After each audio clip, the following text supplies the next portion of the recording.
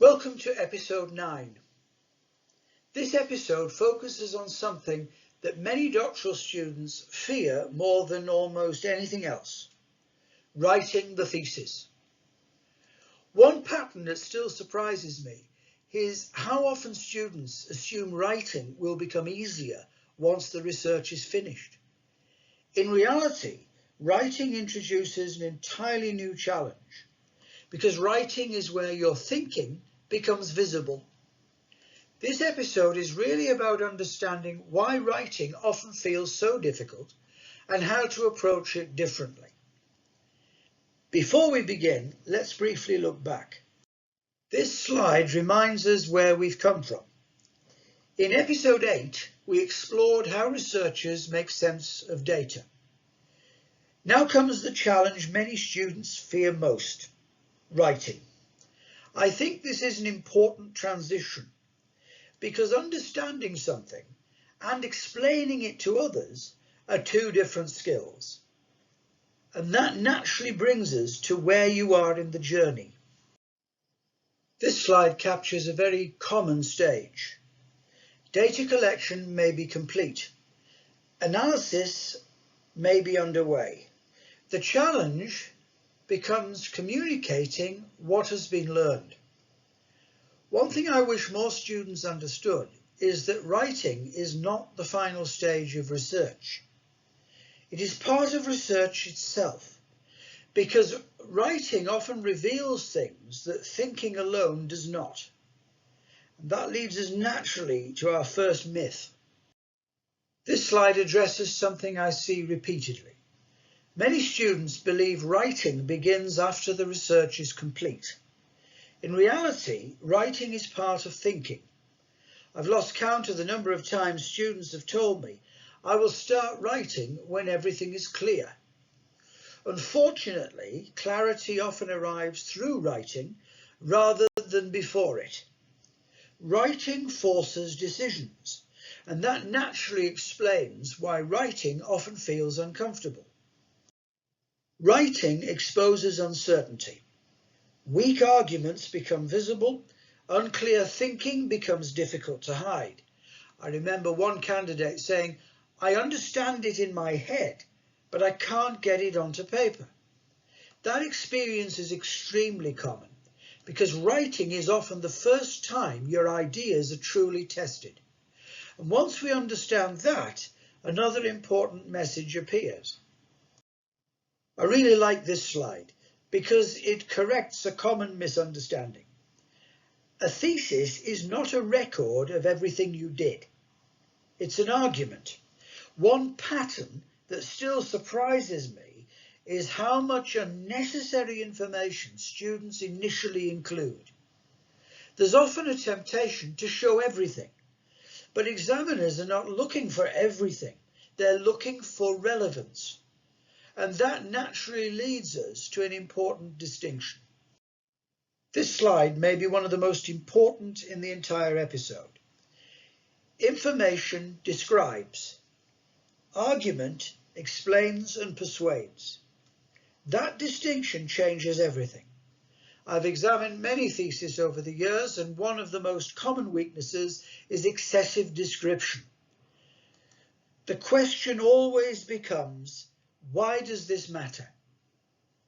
That question should sit beside you wherever you write. And another challenge often appears very quickly: the blank page. This slide addresses a feeling that almost everybody recognizes. Writing usually creates clarity. Waiting for clarity rarely creates writing. I've lost count of the number of times students delayed writing because they wanted everything to be perfect first. Unfortunately, perfection often delays progress. The first draft is not supposed to be elegant. It is supposed to exist. And that naturally brings us to another important obstacle: perfectionism. This slide contains something I strongly believe in. Successful students often write imperfect drafts first. Progress comes through revision. I remember one student who spent 3 weeks rewriting a single page. Eventually I said something very simple. You cannot improve words that do not exist. That immediately changed their approach, because progress often comes from iteration rather than perfection. And eventually another important shift begins to happen. You find your voice. I think this may be my favourite slide in the episode.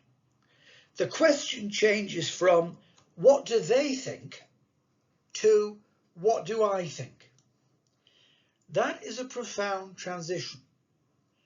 One thing that still surprises me is how long it sometimes takes students to give themselves permission to have an informed opinion.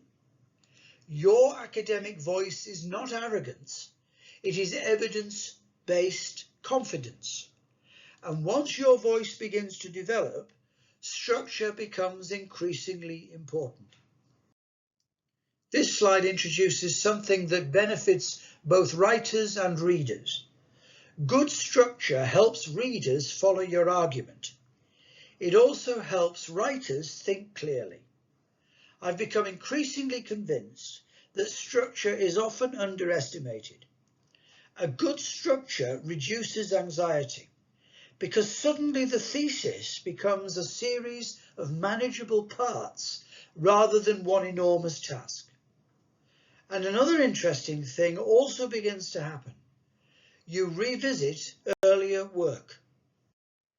This slide contains a message I wish every student heard early.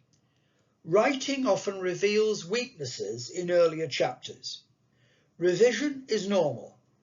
I remember one candidate who became worried because they had to return to their literature review several times. I reassured them immediately.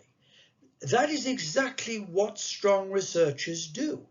Doctoral chapters are connected, they evolve together, and perhaps that is why the emotional side of writing is so important to acknowledge.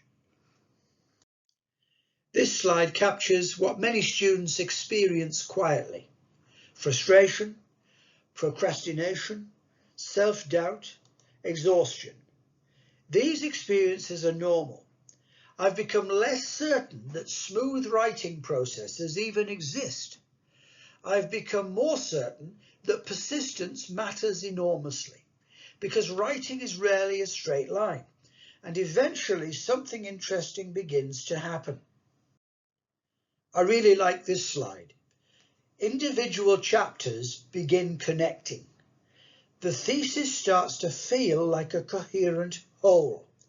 One pattern that still surprises me is how suddenly this transition can occur. For a long time, the thesis feels fragmented. Then gradually the connections become clearer. And suddenly the project starts behaving like a single argument rather than isolated chapters. And perhaps that is why the reflection questions matter so much. This slide asks 3 excellent questions. What argument am I making? Can I explain my contribution clearly? Where is my reasoning weakest? I would encourage you to revisit these regularly, because strong theses are often built through repeated simplification and refinement. And speaking of moving forward, let's briefly look ahead. This slide introduces episode 10, Feedback, Criticism and Corrections, Learning from Challenge. One pattern that still surprises me is how often students think criticism means something is wrong. In reality, criticism is often one of the mechanisms through which doctorates improve. Episode 10 explores that next stage. But before we finish, let's briefly acknowledge the references. This slide introduces several excellent authors who've helped doctoral researchers navigate writing for many years. If there's one idea I would like you to remember from this episode, it is this. A thesis is not a collection of information. It is a carefully constructed argument. And perhaps that is one of the most important transitions in becoming an independent researcher. I look forward to seeing you in episode 10.